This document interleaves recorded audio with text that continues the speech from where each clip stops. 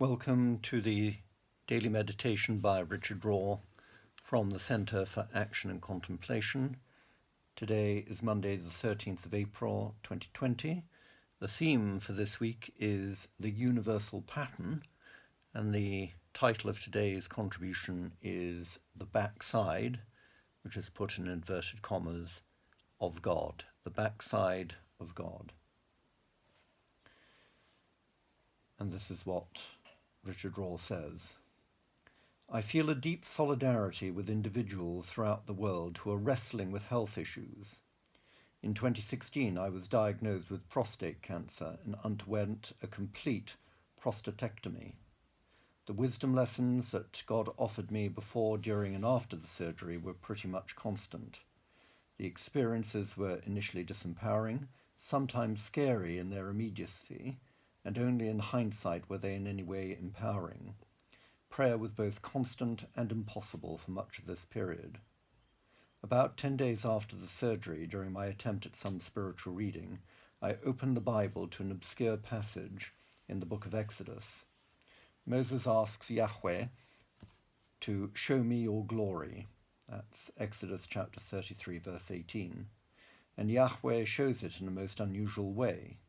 Quote, I shall place you in the cleft of the rock and shield you with my hand until I have passed by. Then I shall take my hand away, and you will see my backside, but my face will not be seen. Chapter 33, verses 22 to 23. In several sermons I have used that verse to teach that our knowledge of God is indirect at best, and none of our knowledge is fully face-to-face. God is always and forever mystery. All we see is the backside of God. During that time, it was not the indirectness that hit me in this passage, but the directness.